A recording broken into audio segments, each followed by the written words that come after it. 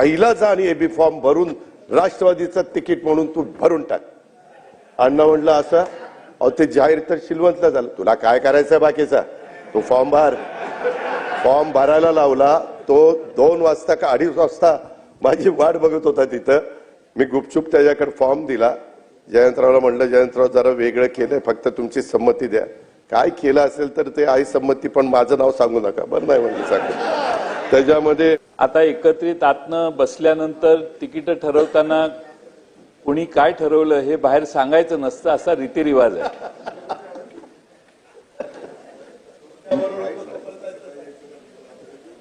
माझा दोष असा आहे की कुणाला तिकीट द्यायला मी कारणीभूत होतो आणि का दिलं हे मी कधी कुठल्या व्यक्तीला सांगितलं नाही.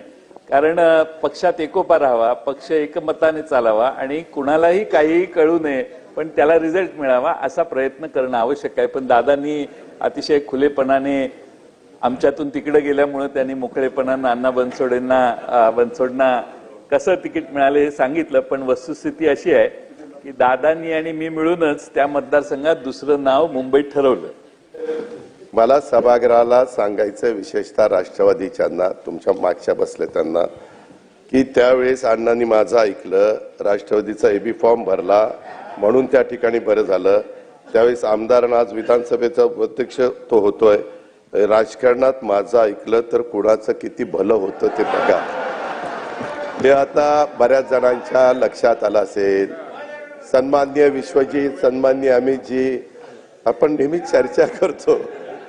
अध्यक्ष महोदय, ह्याच्यामध्ये आपला कामाचा माणूस ही टॅगलाईन घेऊन अण्णांनी कामाला सुरुवात केली. त्यांचा प्रचार असतो आपला कामाचा माणूस. ते घरोघरी पोहोचलेले आहेत.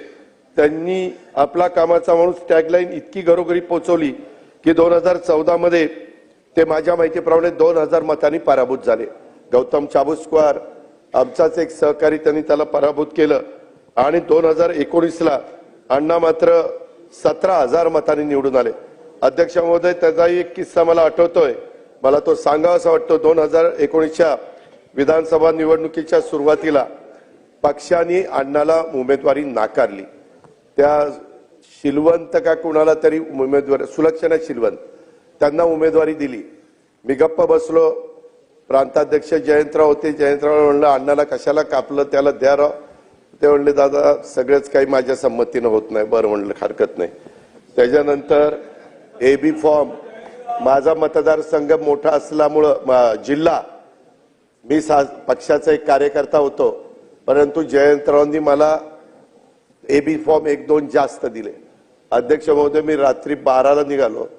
अण्णाला एक्सप्रेस हायवे संपतो ना तिथं 2 वाजता बोलवलं आणि त्याला म्हणलं, हे एबी फॉर्म, आणि उद्या 11ला पहिला जा आणि एबी फॉर्म भरून राष्ट्रवादीचं तिकीट म्हणून तू भरून टाक. अण्णा म्हणलं असं, अहो ते जाहीर तर शिलवंतला झालं, तुला काय करायचंय बाकीचा, तू फॉर्म भर. फॉर्म भरायला लावला तो 2 वाजता का 2:30 वाजता माझी वाट बघत होता तिथं. मी गुपचूप त्याच्याकडे फॉर्म दिला. जयंतरावला म्हणलं, जयंतराव जरा वेगळं केलंय, फक्त तुमची संमती द्या. काय केलं असेल तर ते आई संमती, पण माझं नाव सांगू नका. बरं नाही म्हणजे सांगतो. त्याच्यामध्ये त्या पद्धतीनं अध्यक्ष महोदय त्याला उमेदवारी दिली. ती सुलक्षणा गेली 11:15ला. ते म्हणले, राष्ट्रवादीचा फॉर्म आला. तुझा कसा राष्ट्रवादीचा फॉर्म? तिचा फॉर्म नाही, काही नाही. आणि अण्णा त्या निवडणुकीत 17,000 मतांनी त्या ठिकाणी निवडून आला. आणि अध्यक्ष महोदय, मला सभागृहाला सांगायचं, विशेषतः राष्ट्रवादीच्यांना, तुमच्या मागच्या बसले त्यांना, की त्यावेळेस अण्णांनी माझं ऐकलं, राष्ट्रवादीचा एबी फॉर्म भरला म्हणून त्या ठिकाणी बरं झालं.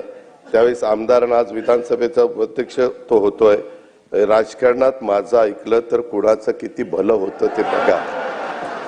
हे आता बऱ्याच जणांच्या लक्षात आलं असेल. सन्माननीय विश्वजीत, सन्माननीय अमितजी, आपण नेहमी चर्चा करतो. 2024ला तसं बघितलं तर आम्हाला महायुतीला 17 जागा मिळाल्या, 31 जागा महाविकास आघाडीला मिळाल्या. खासदारकीच्या वेळेस मुख्यमंत्री एकनाथराव होते, मी आणि देवेंद्रजी उपमुख्यमंत्री होतो. परंतु एकनाथराव आणि आम्ही दोघंही बसलो, तिघही, आणि एकनाथरावांनी सांगितलं, ठीक आहे, आता लोकसभा झाली आहे, आपण आता पुन्हा कामाला जोमाने लागूया, चांगल्या चांगल्या योजना या राज्याच्या करता त्या ठिकाणी देऊया. आणि तशा पद्धतीनं आम्ही एकजुटीनं कामाला लागलो आणि कामाला लागल्यानंतर काय चित्र महाराष्ट्रातल्या जनतेने दिलं हे आपण सगळ्यांनी सभागृहामध्ये पाहिलेलं आहे.